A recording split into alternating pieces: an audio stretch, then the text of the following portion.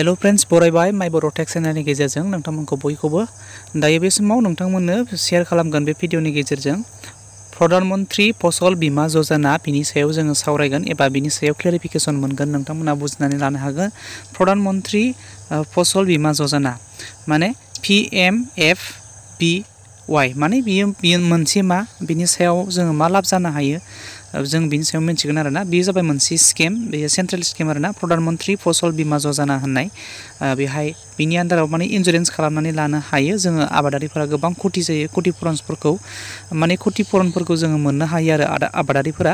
जेरैहाय आबादारिफोरा गोबां फिसा फिसा आबादारिफोर थायो बिथांमोनहाबो माने बहुत हेल्पफुल जायो आरोना जों गोबाङानो मिथिया आरो जोङो शेयार खालामनानै होलायलाया बेफोरबायदि माखासे अनसुंथाइ बा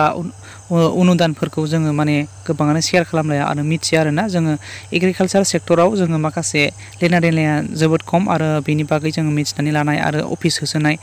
जगाजग लानाय बेफोरो जोबोद खम बिनि थाखायनो आं नोंथांमोननो बे भिडिअनि गेजेरजों एसेबाबो हेल्प मोनगोन होननानै फोथायदों आरो नोंथांमोननो आं शेयार खालामगोन बे प्रधान मंत्री फसल बीमा योजनाया जाहैबाय मोनसे बिनि आन्दाराव इन्सुरेन्स हिसाबै नोंथांमोना एकाउन्ट खुलिनानै लानो हानाय जायो आरोना बेनिफ्राय बियो जाहैबाय एग्रिकालचार सेक्टरनि आन्दाराव नोंथांमोनहा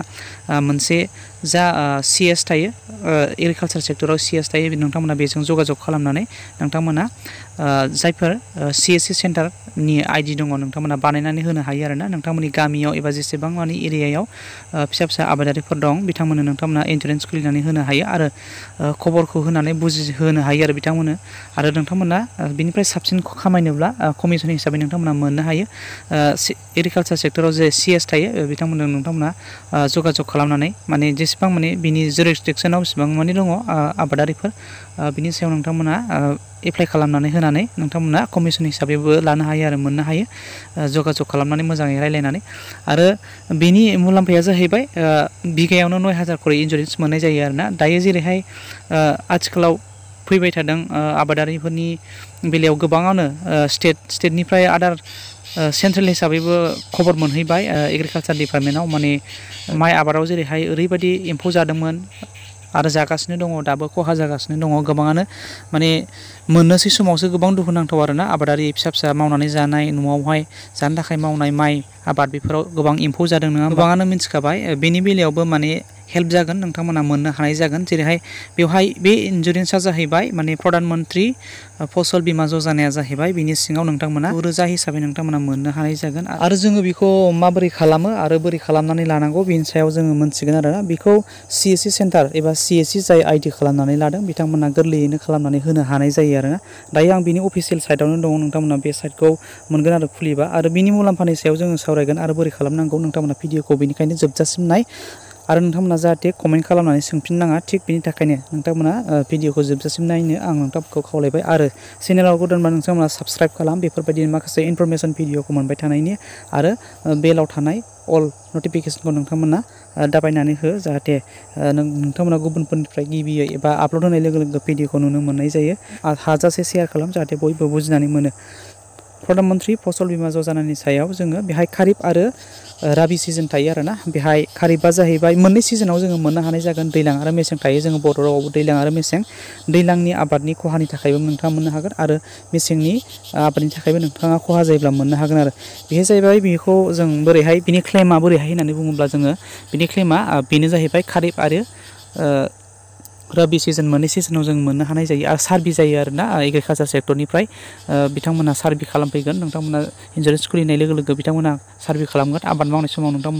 आबाद मावनाय समावबो नायफैगोन आरो बिथांमोना नायफैनानै आबादा जुदि जायाखैब्लाबो आबादा थिग जायाखैब्लाबो नोंथांमोना मोननो हायो बे 9000 बिगायाव 9000 खरि नोंथांमोना मोननो हागोन आरो थिग दाबो बे समाव इन्सुरेन्सखौ खुलिनानै लायोब्ला नोंथांमोनहा माने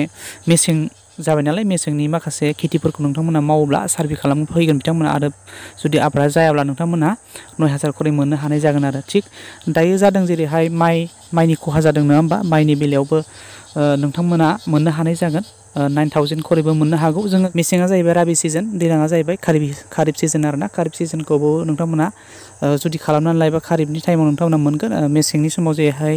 राबि सिजनाव राबि सिजननि नोंथांमोना मोननो हागोन बेफोरबायदिनो आरोना क्लेमा नोंथांमोना बेबायदि नोंथांमोना एप्लाइ खालामनानै लायोब्ला मोननो हागोन आरो खतिपुरन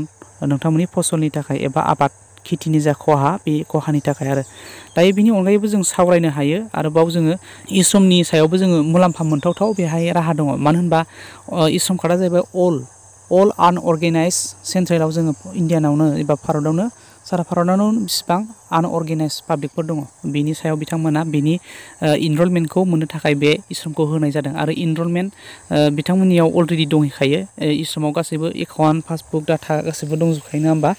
आधार कार्डखौ लानानै सिन्थायनो गासैबो बिनिखायनो नोंथांमोना माबा मोनसे मोननांगौ दरखार जुदि सेन्ट्रेला डिसिसन जायोबा प्रभाइड खालामनानै होनो जुदि डिसिसन लायोब्ला नोंथांमोना ई-श्रमनि गेजेरजोंबो मोनथावथाव मोननो हागौ आरो ई-श्रमनि गेजेरजोंनो जोङो प्रधान मन्त्रि मानधन यजना जा पेन्सन स्किम बे पेन्सन स्किमखौबो एप्लाइ खालामनानै लानो हानाय जायो आङो भिडिअखौ अलरेडि आंनि बे माइबड'टेक चेनेलावनो नोंथांमोना मोननो हानाय जागोन मानधन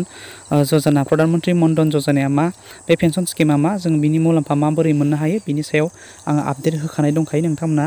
थांनानै नायनो हागोन आरो लिंकआवबो नोंथांमोना नुनो हागोन डिसक्रिपसनाव आं लिंकखौ होनाय जागोन बिनि सायाव नोंथांमोना डिटेल्सखौ मोनगोन आरो ई-श्रम कार्डआबो जोङो गोबां सहाय होनो हागौ समाव बिनि थाखाय अलरेडि भारत सरकारा एबा प्रधान मन्त्रिया आनअर्गेनाइज बेसेबां टटेल बेसेबां इनरलमेन्ट दं बिनि सायाव बिथांमोना नायखाबाय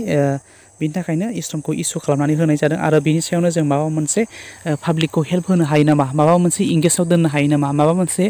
ट्रेनार खालामनो हायो स्किल्स होनो हायो नामा बेफोरबायदि माखासे इन्टारप्रेनारशिपनि थाखाय माने फल' खालामनानै बिथांमोना ई-श्रमखौ होनाय जादों आरोना बिनि गेजेरजोंनो डाइरेक्ट ट्रेन्सफार हिसाबैबो एमाउन्टखौ सोनायनि राहाबो लानो हायो लायोब्ला आरो जेनेबा लानोबो हागौ दा सारा दुनियायावनो माने गोसारबाय जे जोंनि आथिखालाव सोलिबाय थानाय एम्फौ जानाय आबादनि खेथि खहा खालामनाय बेफोरबायदि माखासे खौराङा स्टेटआवबो स्टेटनि सिएम आरो जोंनि बिटिआरनि सिएम बिथांमोनाबो नायदिंगासिनो दङ बिनि थाखायनो नोंथांमोना मोननायनि राहाबो दङ आरो रेडि जानानै था माखासे डकुमेन्टसफोरखौ थियारि खालामनानै जाहाथे माबा मोनसे अनुदान एबा अनसुंथाइनि राहा माबाफोर अफिसियेल आपडेट होयोब्ला आरो नोंथांमोना बे चेनेलनि गेजेरजोंबो माखासे आपडेटफोर फैयोब्ला नोंथांमोना मोननो हागोन आरो नोंथांमोनहा सहायखौ लानो हानाय जागोन नोंथांमोना बे इन्सुरेन्सखौ खुलिनानै लानो थाखाय नोंथांमोना नैबे गोजौआव नुनो मोन्दों CSC बे CSCआव नोंथांमोना क्लिक खालामनानै नोंथांमोननि CSC आइडिखौ CSC आइडि नोंथांमोना दङब्ला नोंथांमोना बेहाय होनानै CSC जायफोर नोंथांमोना आइडि दं बेजों खुलिनानै नोंथांमोना एप्लाइखौ खालामनानै लानो हागोन आरोना नोंथांमोना गामियाव थानाय एबा एरियानि फार्मार्सफोरनो एप्लाइ खालामनानै होनो हानाय जागोन अब्ला लोगोफोर नोंथांमोना बुजिबाय निस्सय बे भिडिअनि गेजेरजों आरो नोंथांमोना बेखौ एप्लाइ खालामनायाव मा डकुमेन्टस नांगौ बेखौ नोंथांमोना बे भिडिअनि गेजेरजों मिथिगोन जोंनो आधारखौथ' नांखागोन मास्ट बि आधार बेनिफ्राय बेंक एकाउन्टखौ नांखागोन आधारजों बेंक एकाउन्टजों लिंक जानांगोन दे बेनिफ्राय नोंथांमोना हानि फोरमान नांगोन आरोना लेन्ड हल्डिं नङाब्ला जमाबन्दी बेखौ नांगोन आरोना लेन्डनि नोंथांमोना हानि फोरमान एबा जमाबन्दी बेफोरखौ नांगोन आरो लेन्ड हल्डिं नङाबा जमाबन्दी बेफोरखौ अब्ला लोगोफोर थेंक इउ फर वाचिं लोगोफोर बाय बाय उननि भिडिअआव लोगो मोनफिनगोन